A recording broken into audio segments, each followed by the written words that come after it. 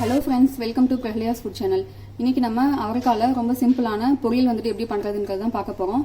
இது ரொம்ப நம்ம யூஸ்வலாக ரெகுலராக பண்ணுற ஒரு மெத்தட் தான். வாங்க எப்படி செய்யலான்றதை பார்க்கலாம். இதுக்கு தேவையான பொருட்களை பார்த்துடலாம். நான் வந்துட்டு அவரைக்காய் ஒரு 300 கிராம் அளவுக்கு வந்துட்டு எடுத்து நான் இந்த மாதிரி வாஷ் பண்ணிவிட்டு சின்ன சின்னதாக கட் பண்ணி எடுத்து வச்சுருக்கேன். அப்புறம் தேவையான அளவுக்கு வெங்காயம் வந்துட்டு நான் பெரிய வெங்காயம் தான் எடுத்துருக்கேன். நீங்கள் வேணும்னா சின்ன வெங்காயம் போட்டுக்கலாம், ரொம்பவே டேஸ்ட் நல்லாயிருக்கும். இப்போ நான் ஒரு தக்காளி வந்துட்டு இந்த மாதிரி சின்ன சின்னதாக கட் பண்ணி எடுத்து வச்சுருக்கேன். இப்போ கொஞ்சமாக தேங்காய் வந்து திருவி எடுத்து வச்சுருக்கேன். இதை நம்ம கடைசியில் சேர்த்துடலாம். இப்போ கடாய் வந்துட்டு நல்லா சூடாயிடுச்சு. தேவையான அளவுக்கு நம்ம எண்ணெய் சேர்த்துடலாம். இப்போ எண்ணெய் நல்லா சூடாயிடுச்சு. தேவையான அளவுக்கு கடுகு சேர்த்துக்கிறோம். இப்போ தாளிக்கிறதுக்கு தேவையான அளவுக்கு கடலைப்பருப்பு உளுந்து சேர்த்துடலாம்.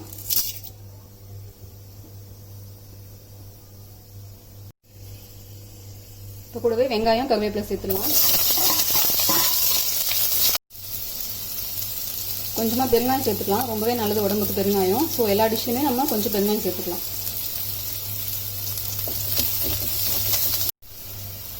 இப்போ வெங்காயம் நல்லா வதங்கி வந்திருக்கு. நம்ம கூட வந்துட்டு தக்காளி சேர்த்துக்கிறோம்.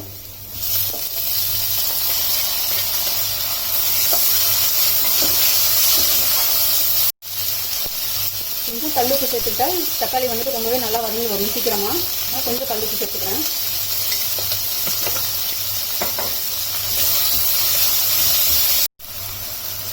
இப்போ தக்காளி வெங்காயம் எல்லாமே நல்லா வதங்கி வந்துருக்கு. இப்போ தேவையான அளவுக்கு கொஞ்சம் மஞ்சள்தூள் சேர்த்துக்கலாம்.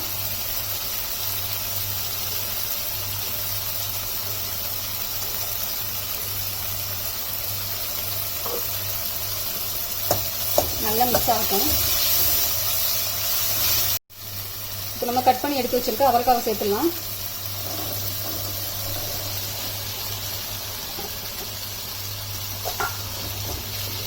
அவரைக்காய் நல்லா வதங்கட்டும். இப்போ அவரைக்காய் நல்லா தக்காளியோட நல்லா மிக்ஸ் ஆயிடுச்சு. பட் இன்னும் கொஞ்சம் நேரம் நல்லா வதங்கட்டும். அந்த பச்சை ஸ்மெல்லாம் போட வரணும். இப்போ அவரைக்காய் நல்லா வதங்கி வந்துருச்சு. இப்போ நம்ம தேவையான அளவுக்கு மிளகா பொடி சேர்த்துடலாம். வீட்டில் அரைச்சி வச்சுருப்போம் இல்லைங்களா, சாம்பார் பொடி, அதை வந்துட்டு கொஞ்சமாக சேர்த்துடலாம். நான் வச்சுருக்கிறது ரொம்பவே காரமாக இருக்கும். அதனால் ஒரு 1/4 ஸ்பூன் அளவுக்கு தான் நான் வந்து சேர்க்க போகிறேன்.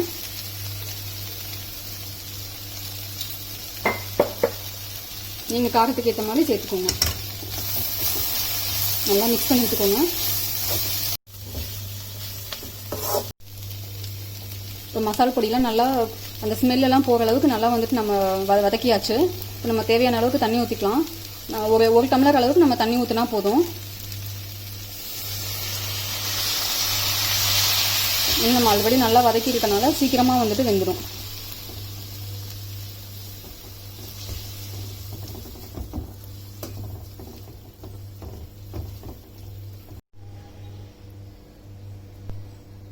இப்போ நம்ம தண்ணி ஊற்றியாச்சு. நம்ம தேவையான அளவுக்கு உப்பு வேணும்னா பார்த்துட்டு திரும்ப கூட சேர்த்துக்கலாம்.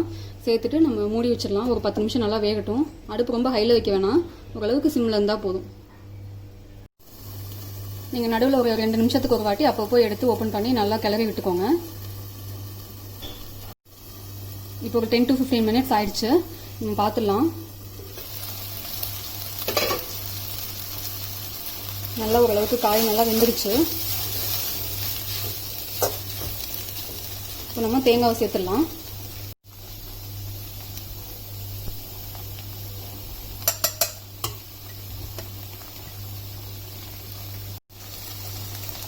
நல்லா மிக்ஸ் பண்ணி விட்டுக்கோங்க.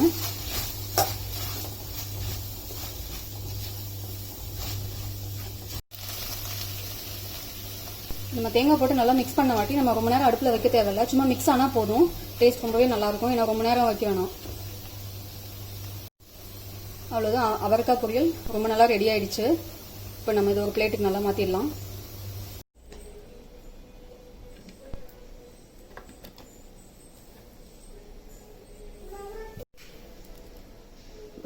ரொம்ப ரொம்ப சிம்பிளான அவரைக்காய் பொரியல் ரொம்பவே நல்லா ரெடி ஆயிருக்கு. நம்ம டேஸ்ட் பார்த்துலாம். ரொம்ப சூடாக இருக்கு.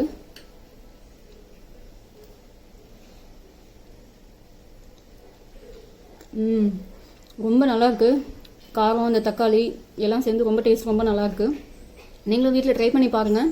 உங்களுக்கு இந்த வீடியோ பிடிச்சிருந்தா லைக் பண்ணுங்கள், ஷேர் பண்ணுங்கள். சப்ஸ்கிரைப் பண்ணாதவங்க இந்த சேனலுக்கு சப்ஸ்கிரைப் பண்ணிக்கோங்க. திரும்ப நம்ம வேற ஒரு வீடியோவில் ஒரு நல்ல ரெசிபியோட மீண்டும் சந்திக்கலாம்.